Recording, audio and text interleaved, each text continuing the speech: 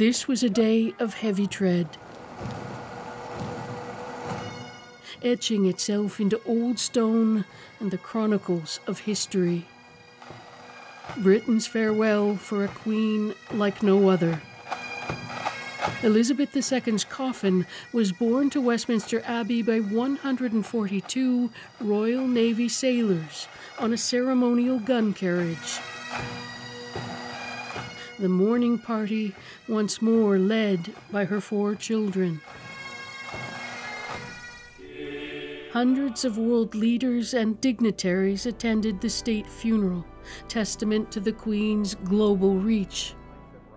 Despite the soaring grandeur of the service, the Archbishop of Canterbury sought to define the simple qualities of the woman behind the crown. In all cases, those who serve will be loved and remembered when those who cling to power and privileges are long forgotten. Also in the Abbey, British Prime Ministers past, one of whom once described the Queen as a golden thread running through the generations.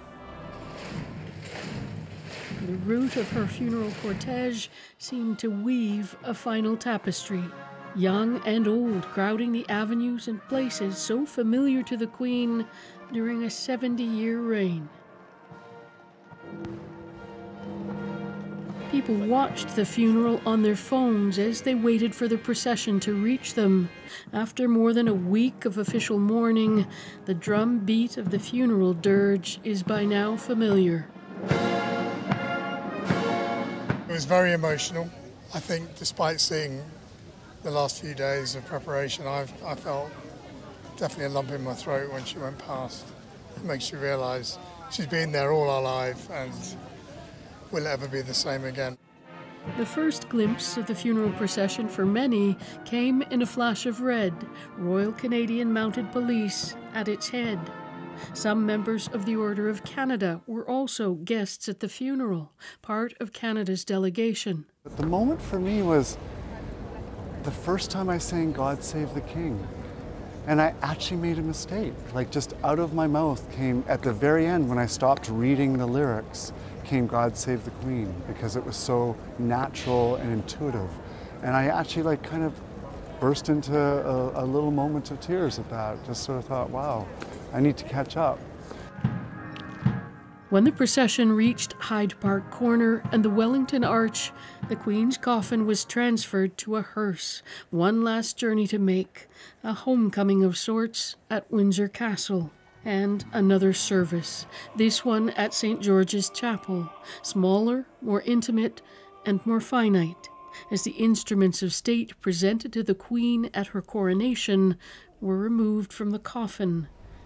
As it was lowered into the royal vault for a private burial later, a lone piper playing a lament slowly disappeared from view, like a last glimpse of the Queen herself. The mourners inside left to sing the national anthem. King Charles, now the new monarch, but also a son, laying his mother to rest. So Margaret, ever since, the stunning news of the Queen's death, people have just been busy. There was planning to do, there was mourning to happen, and I suppose now everyone is confronting the matter of what next. That's right. It's like the country has been on hold. And I met some trepidation out in the crowds. People are worried about losing this link that was a link between generations, and she was so linked to Britain's global identity. People are worried that King Charles might not be able to carry that off. On the other hand, you would meet people who would say, if the Queen were here, she would say, get on with it. And that's what they've got to do. All right, he has his work cut out for him. Margaret, Indeed. thank you. Thanks for having me.